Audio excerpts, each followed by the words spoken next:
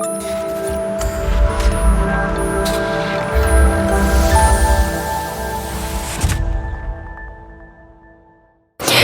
Guys, welcome back to legal tax. अब आज की जो हमारी नई वीडियो है वो काफ़ी इन्फॉर्मेटिव है। जो आज की वीडियो में हम बात करने वाले हैं वो बात करेंगे हम प्रोप्राइटरशिप फर्म रजिस्ट्रेशन के बारे में कि प्रोप्राइटरशिप रजिस्ट्रेशन सबसे पहले तो हम बात करेंगे ये प्रोप्राइटर रजिस्ट्रेशन होता क्या है, उसके बाद टाइप ऑफ रजिस्ट्रेशन, ठीक है। उसके बाद हम बात करेंगे कि क्या डॉक्यूमेंट्स इसके लिए लगते हैं, क्या प्रोसीजर है रजिस्टर करने के लिए आपको एक प्रोप्राइटरशिप फर्म, उसी के साथ कि क्या इसके एनुअल कंप्लाइंसेस होते हैं प्रोप्राइटरशिप फर्म में, और क्या इसकी कॉस्ट जाएगी रजिस्टर होने के लिए अगर आप एक एक्सपर्ट से कराते हैं। उसी के साथ इसकी क्या प्रो और क्या कॉन्स है प्रोप्राइटरशिप फर्म के लिए। तो वीडियो काफ़ी ज़्यादा इन्फॉर्मेटिव है। जो भी अगर प्रोप्राइटरशिप फर्म से रिलेटेड कुछ भी मतलब रीड करना चाहते हैं, स्टडी करना चाहते हैं कि आखिर क्या क्या चीज़ें इसके अंदर आती है, तो वो वीडियो को ज़रूर देखें। चलिए वीडियो को स्टार्ट करते हैं। सबसे पहले एक बार ये बात कर लेते हैं कि अगर आपको कोई भी फर्म या कोई भी रजिस्ट्रेशन के लिए आपको कोई भी सर्विसेज चाहिए, एक एक्सपर्ट की हेल्प चाहिए, तो आप हमसे कनेक्ट कर सकते हैं। सिंपली आपको पता है कि हमारी जो वेबसाइट के लिंक है वो legaltext.in है। आप सिंपली गूगल पे जाके जब चेक करेंगे तो कुछ इस तरीके की हमारी वेबसाइट है। यहाँ पे आप देखेंगे कि हमने बहुत सारी टैक्स सर्विसेज मेंशन कर रखी है। अगर आप प्रोप्राइटरशिप रजिस्ट्रेशन कराना चाहते हैं, partnership, LLP, private limited, 1 person, या कोई भी लाइसेंस से रिलेटेड आपको सर्विसेज चाहिए, IPR से रिलेटेड या लीगल सर्विसेज, तो ये सारी सर्विसेज हम प्रोवाइड कराते हैं। आप सिंपली यहाँ पे जाके खुद भी स्टडी कर सकते हैं। बाकी अगर कोई भी आपकी क्वेरी या कुछ भी है तो आप हमसे सिंपली कनेक्ट भी कर सकते हैं वीडियो के थ्रू। तो चलिए वीडियो को स्टार्ट करते हैं। तो सबसे पहले हम बात करते हैं कि व्हाट इज़ प्रोप्राइटरशिप फर्म, कि प्रोप्राइटरशिप फर्म जो है वो होता क्या है, इसका मतलब क्या है, ठीक है। It is not a registered legal entity like private limited company और LLP और OPC और पार्टनरशिप फर्म। इसमें कोई एक ना आपको लीगल एंटिटी रजिस्टर नहीं करनी पड़ती। जैसे कि आप प्राइवेट लिमिटेड कंपनी में देखेंगे, या फिर आप LLP कंपनी में देखेंगे, या फिर आप OPC कंपनी में देखेंगे, तो इसमें क्या होता है कि ना इनके अंडर आपको एक लीगल एंटिटी रजिस्टर करनी पड़ती है। लेकिन प्रोप्राइटरशिप फर्म में ऐसा कुछ भी नहीं होता। उसी के साथ है कि इसमें आपको there is no separate PAN card issue. इसमें कोई भी आपका कोई सेपरेट पैन कार्ड इशू नहीं होता फर्म के नेम पे, ठीक है। इसमें आपको सिर्फ कोई भी एक ही पर्सन रिक्वायर्ड, ओनली 1 पर्सन, इसमें सिर्फ आपको एक ही पर्सन की ज़रूरत होती है रजिस्टर करने के लिए। There is no standard registration required like company registration और फर्म रजिस्ट्रेशन। जैसे कि अगर आप कंपनी रजिस्ट्रेशन की बात करें या फर्म रजिस्ट्रेशन की बात करें, तो इसमें क्या होता है कि ना रजिस्टर करने के लिए अलग अलग स्टैंडर्ड्स की ज़रूरत होती है। लेकिन इस प्रोसेस में प्रोप्राइटरशिप फर्म में इस केस में क्या होता है कि यहाँ पे कोई भी आपको स्टैंडर्ड रजिस्ट्रेशन करने की ज़रूरत नहीं होती, ठीक है। बाकी जो है कि इंडिया में 90% जो स्मॉल बिजनेस रन करते हैं वो क्या करते हैं, प्रोप्राइटरशिप फर्म ही करते हैं, ठीक है। जो भी अपना छोटा बिजनेस चला रहे हैं तो वो किस केस में जाते हैं, सबसे पहले वो प्रोप्राइटरशिप फर्म से ही स्टार्ट करते हैं। तो ये हमने बात करी थी कि प्रोप्राइटरशिप फर्म होता क्या है। उसके बाद हम बात करते हैं कि क्या इसके डॉक्यूमेंट्स हैं। तो डॉक्यूमेंट चेकलिस्ट एक बार देख लेते हैं। इसमें क्या हमको चाहिए होता है, पर्सनल पैन कार्ड चाहिए होता है, एक आइडेंटिटी प्रूफ चाहिए होता है, ठीक है। उसके बाद आपका पर्सनल आधार कार्ड हो गया। उसी के साथ साथ आपका जो बिज़नेस प्लेस है उसका एड्रेस प्रूफ चाहिए। वहाँ का जो भी इलेक्ट्रिसिटी बिल आता है वो किसी के नाम पे भी आता हो, चाहे वो आपका कमर्शियल हो या रेजिडेंशियल हो, वो इलेक्ट्रिसिटी बिल चाहिए। अगर वो किसी रेंट है या किसी का भी है तो उसमें जिसके नाम से इलेक्ट्रिसिटी बिल आ रहा है उसी के नाम से एक नो ऑब्जेक्शन सर्टिफिकेट भी इसमें चाहिए होता है कि उसको कोई इशू नहीं है कि आप इस प्रॉपर्टी को एक बिज़नेस के लिए यूज़ कर रहे हैं। उसके बाद है कि आपको एक ट्रेड नेम और एक फर्म नेम चाहिए होता है। वो किसी भी नेम से हो सकता है, XYZ एंटरप्राइजेज़ या XYZ सॉल्यूशन। तो जो डॉक्यूमेंट्स हमें चाहिए वो क्या है, सिंपली आपका जो आइडेंटिटी प्रूफ हो गया, वो आधार कार्ड, पैन कार्ड हो गया, सिंपली आपका इलेक्ट्रिसिटी बिल हो गया, एड्रेस प्रूफ हो गया, एक नो ऑब्जेक्शन सर्टिफिकेट के साथ, चाहे वो कमर्शियल हो रेजिडेंशियल हो। उसी के साथ आपका जो बिज़नेस नेम है, ट्रेड नेम है या फर्म नेम है वो चाहिए होता है। तो ये डॉक्यूमेंट्स की हमने बात करी। उसके बाद हम बात करते हैं कि प्रोसेस ऑफ पार्टनरशिप फर्म। इस पार्टनरशिप फर्म रजिस्ट्रेशन के लिए क्या प्रोसेस होता है। तो जैसे कि हमने बात करी थी कि इसमें कोई लीगल या कोई स्टैंडर्ड रजिस्ट्रेशन की ज़रूरत नहीं है। तो इसमें 2 स्टेप हैं।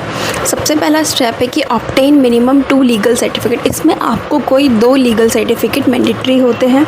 सेकेंड हो गया आपका open a current bank account and on a firm name. आपको एक जो है करेंट बैंक अकाउंट ओपन करना होगा जो कि आपके फर्म नेम पे होगा। तो ये 2 स्टेप है।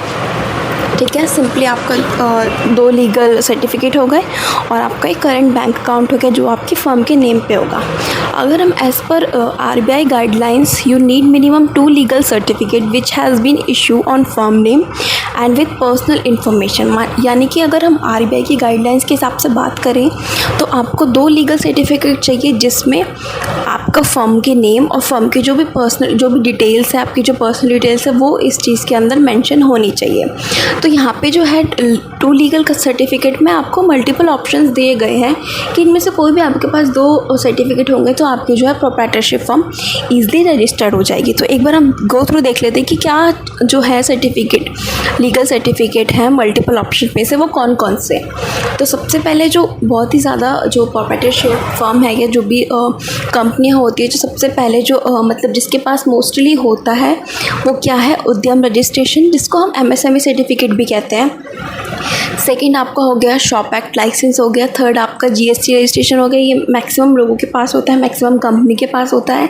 देन उसके बाद आपका CA सर्टिफिकेट हो गया। फिफ्थ आपका इनकम टैक्स रिटर्न हो गई। सिक्स्थ आपका हो गया professional tax certificate and IEC code, import export code. तो ये कुछ सर्टिफिकेट थे या कुछ लीगल सर्टिफिकेट्स थे।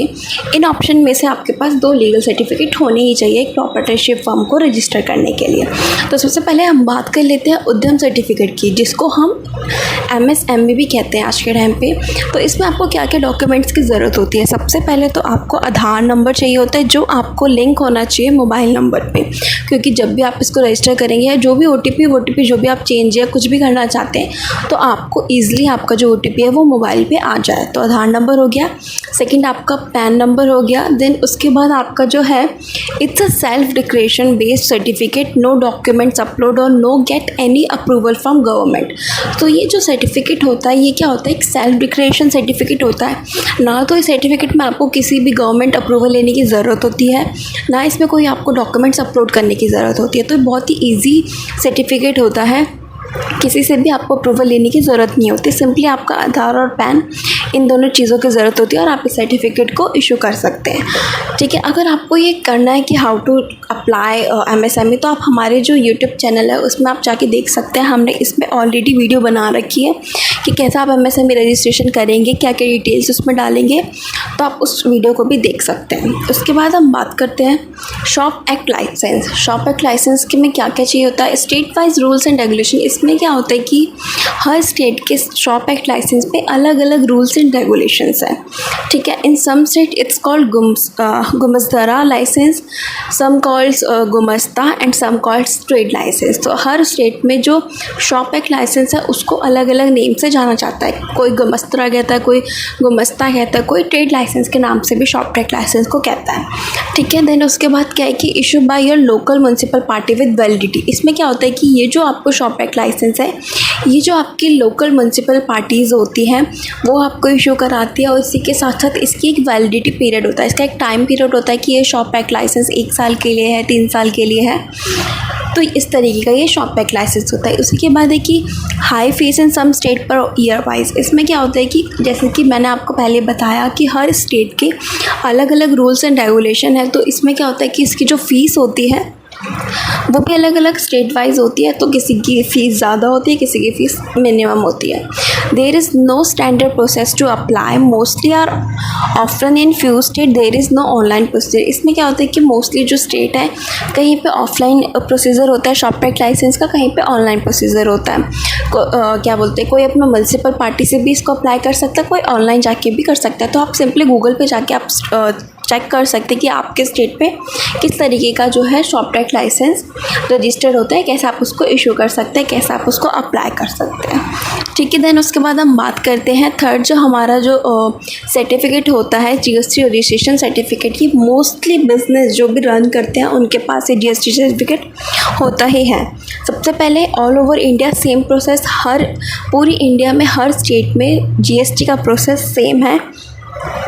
उसके बाद स्ट्रॉन्ग लीगल एंटिटी सर्टिफिकेट, इसको एक स्ट्रॉन्ग लीगल एंटिटी सर्टिफिकेट भी कहा जा सकता है। ठीक है, इसमें मतलब कोई भी आप किसी का भी जीएसटी नंबर लेके आप ट्रैक कर सकते हैं कि कब बिज़नेस स्टार्ट हुआ है, क्या इसकी सारी चीज़ें हैं, तो इसको एक लीगल एंटिटी हम मान सकते हैं। उसके बाद इस जीएसटी के लिए आपको डॉक्यूमेंट्स क्या चाहिए होता है, तो नॉर्मल केवाईसी हो गया आपके जो एड्रेस प्रूफ होगा, उसी के साथ आपका जो बिज़नेस प्लेस है उसका आपको ही प्रूफ देना होता है।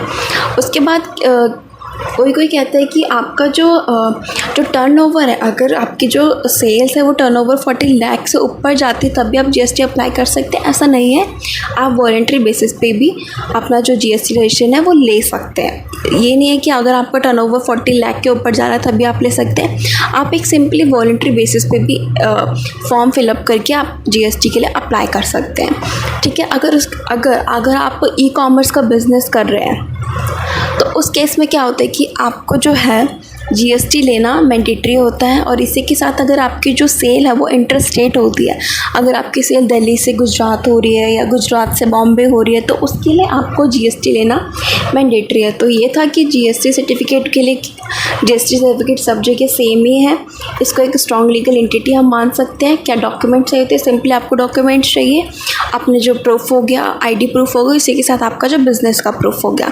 आप इसको वॉलंटरी बेसिस पे भी अप्लाई कर सकते हैं। अगर आपकी सेल 40 लाख है, इसका मतलब ये नहीं कि आप तभी अप्लाई कर सकते हैं, आप वॉलंटरी बेसिस पे भी कर सकते हैं। उसके बाद ये था कि अगर आप ई कॉमर्स बिजनेस कर रहे हैं या कोई भी इंटर स्टेट सेल कर रहे हैं तो उस केस में भी आपको जीएसटी लेना ज़रूरी है। उसके बाद हमारा जो फोर्थ सर्टिफिकेट है, जिसको हम सीए सर्टिफिकेट फॉर बिज़नेस के लिए कहते हैं, इसमें क्या होता है, all over India same certificate है। जो भी सीए जो भी स्टडी कर रहे हैं, जो भी प्रैक्टिस कर रहे हैं, वो आपको ये जो सर्टिफिकेट है वो प्रोवाइड कराते हैं। आप क्या करेंगे, go to professional and they ask some documents and information. Simply आपसे वो क्या चीज़ मांगेंगे, सिंपली आपसे वो कुछ डॉक्यूमेंट्स मांगेंगे, कुछ इन्फॉर्मेशन मांगेंगे, उसके बिहाफ पे वो आपको एक सीए सर्टिफिकेट प्रोवाइड कराएंगे, जिसके हिसाब से आपको एक करेंट बैंक अकाउंट ओपन करना होता है। सिंपली आपकी थोड़ी सी चीज़ें चाहिए होंगी, आपको उनको डॉक्यूमेंट चाहिए आपको और इन्फॉर्मेशन, ये सिंपली चीज़ आपसे वो मांगेंगे जो भी आपके प्रोफेशनल सीए होंगे, और वो सिंपली आपको सीए का सर्टिफिकेट प्रोवाइड करा देंगे। तो ये छोटा सा इसका प्रोसेस है। उसके बाद है फिफ्थ आपका income tax return of business. तो एक लीगल सर्टिफिकेट में ये भी आता है इनकम टैक्स।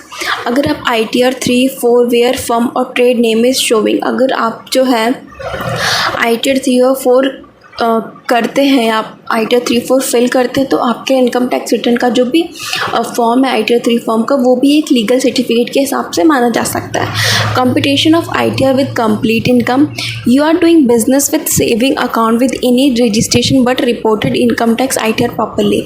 अगर आप जो है एक सेविंग अकाउंट पे ही अपना बिजनेस रन कर रहे हैं किसी विदाउट एनी रजिस्ट्रेशन के, तो आप क्या कर सकते हैं, अगर आप income tax ITR properly fill कर रहे हैं तो आप इस सर्टिफिकेट को भी एक प्रोप्राइटरशिप फर्म अप्लाई करने के लिए यूज़ कर सकते हैं। ठीक है, सिंपली आपका जो ITR 3 और 4 का जो भी फॉर्म होता है वो आप एज अ प्रोप्राइटरशिप फर्म के लिए लीगल एंटिटी प्रोसेस के लिए अप्लाई कर सकते हैं। देन उसके बाद है आपका professional tax and IEC code और टैन नंबर। तो क्या चीज़ है इसमें, professional tax registration in some state like Maharashtra and Karnataka और Gujarat etcetera, professional tax registration applicable. कुछ जो स्टेट है वहाँ पे क्या होता है, प्रोफेशनल टैक्स रजिस्ट्रेशन एप्लीकेबल होता है, जैसे कि आपका महाराष्ट्र हो गया, आपका कर्नाटका हो गया, आपका गुजरात हो गया। तो उस केस में इस स्टेट में क्या होता है कि आपको एक प्रोफेशनल टैक्स आपको जो एक प्रोफेशनल टैक्स रजिस्ट्रेशन है वो एप्लीकेबल होता है, तो आपको ये मैंडेटरी है इसको लेना इस स्टेट में, महाराष्ट्र, कर्नाटक और गुजरात में। अगर आप IEC कोड भी ले सकते हैं, इम्पोर्ट एक्सपोर्ट कोड हो गया। आप अगर आपके पास काफ़ी अच्छे एम्प्लॉयज़ आपकी कंपनी में और आप तो सैलरी डिडक्ट कर रहे हैं, तो आप एक TDS TAN number for TDS deduction भी as a legal certificate apply कर सकते हैं अपना प्रोप्राइटरशिप फर्म के लिए। देन उसके बाद हम बात करते हैं एनुअल कंप्लाइंसेस की। अभी तक हमने बात करी थी कि जो भी हमें क्या बोलते हैं 6 मल्टीपल ऑप्शन लीगल सर्टिफिकेट दिए गए थे, वो कौन कौन से हैं, क्या क्या डॉक्यूमेंट्स उसके लिए चाहिए होते हैं, उस चीज़ के बारे में हमने बात करी थी। अब हम बात करते हैं कि इसके जो एनुअल कंप्लाइंसेस है वो क्या है। If running proprietorship firm without GST और PT टैक्स, यानी कि अगर आप जो अपना जो प्रोप्राइटरशिप फर्म है वो विदाउट GST के लिए कर रहे हैं तो क्या है, only have to file income tax return once in a year and have to report your business income और loss with your personal ITR। मतलब अगर आप विदाउट GST करें तो इसमें क्या होता है कि आपको पूरे साल में सिर्फ एक ही बार ITR फाइल करनी है, ठीक है। If you are running proprietor firm with GST, अगर आप GST के साथ अपना जो बिज़नेस है वो रन कर रहे हैं तो ITR filing once in a year, ITR आपको एक साल में फाइल करनी है। उसी के साथ आपका जो GST रिटर्न होता है क्वार्टरली, वो टैक्सेस क्वार्टरली आपको फिल करना है, चाहे वो नील के आपके जो GST होगी या फिर जो आपका टैक्सेबल सेल्स के हिसाब से होगी। तो दो तरीके का हो गया, एक विदाउट GST का और एक विद GST का। उसके बाद देखिए आपको क्या कॉस्ट या क्या फ़ी लगने वाली है, it's totally depend on the type of registration and your state government charges etcetera. ये सिर्फ और सिर्फ आप किस तरीके का रजिस्ट्रेशन ले रहे हैं और किस स्टेट से आप बिलोंग कर रहे हैं, गवर्नमेंट चार्जेस के हिसाब से ही आपकी जो है फ़ी लगेगी। Mostly have nil government fee but you need some professional expert if doing first time business.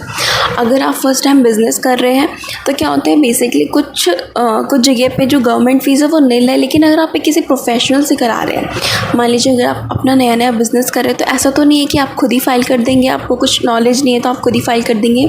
तो इसके लिए अगर आप एक प्रोफेशनल एक्सपर्ट की हेल्प ले रहे हैं तो ऑफकोर्स सी बात है, अगर वो आपका वर्क कर रहा है तो वो अपनी एक प्रोफेशनल फ़ीस ज़रूर लेगा। उसके बाद देखिए average cost of setup proprietor approx 1,500 to 4,000 which depends on professional fee. ये है कि अगर आप एक प्रोप्राइटरशिप जो फर्म है वो सेटअप कर रहे हैं तो उसमें क्या कॉस्ट आएगी। सिंपली जैसे कि मैंने आपको बताया कि कुछ जगहों पे गवर्नमेंट फ़ीस जो नील है, तो अगर आपका टोटल खर्चा अगर अप्रॉक्स देखिए तो 15,000 से 4,000 के बीच होगा, और जो प्रोफेशनल अगर वो आपको वर्क करके देगा तो वो अपनी प्रोफेशनल फ़ीस ज़रूर लेगा। उसके बाद देखिए क्या इसके प्रो और कॉन्स है प्रोप्राइटरशिप फर्म के। तो इसके जो प्रो है ये है कि best for setup startup and small business to test your ideas. अगर आप एक स्टार्टअप या स्मॉल बिजनेस कर रहे हैं तो अपने आइडिया को एक तरीके से टेस्ट करने के लिए प्रोप्राइटरशिप फर्म काफ़ी बेस्ट ऑप्शन है। इसमें क्या होता है, आपको लो सेटअप और एनुअल कंप्लाइंसेस जो कॉस्ट है वो कम होती है, यानी कि आपको इसमें लो सेटअप हो गया, आपकी जो एनुअल कंप्लाइंसेस है वो भी लो उसमें हो जाएगी, वेरी लेस कंप्लाइंसेस आपके इसमें आते हैं। अगर हम इसके कॉन की बात करें तो इसमें क्या होती है कि काफ़ी ज़्यादा आपको लिमिटेशन मिल जाती है, आपको नो लिमिट लायबिलिटी का कॉन्सेप्ट इसमें मिल रहा है। साथ ही साथ आपको जो है no security for firm name, अगर आपका कोई भी नेम है तो वो सिक्योर नहीं होता। अगर आप किसी कंपनी की बात करें तो कंपनी में ऐसा होता है कि जो उसका नेम है वो कोई और यूज़ नहीं कर सकता, लेकिन अगर आप प्रोप्राइटरशिप फर्म है तो आपका नेम कोई भी 3-4 पर्सन यूज़ कर सकते हैं, कोई और बिजनेस उस नेम से खुल सकता है। अगर आपने ट्रेडमार्क नेम लिया होगा तो इस केस में ऐसा नहीं होगा। उसी के साथ है not able to raise capital easily, तो आप अपनी कैपिटल भी ईजिली रेज नहीं कर सकते। तो आज की वीडियो यही थी, हमने सिंपली इस वीडियो में यही बात करा था कि प्रोप्राइटरशिप फर्म सिंपली क्या होता है, क्या इसकी प्रोसेस होती है, क्या डॉक्यूमेंट्स इसको लगते हैं, और ये था कि इसमें कौन कौन से सर्टिफिकेट आपको चाहिए होते हैं। तो वीडियो आपको इन्फॉर्मेटिव लगी हो तो वीडियो को लाइक कमेंट शेयर करना बिल्कुल ना भूलें। Thank you so much.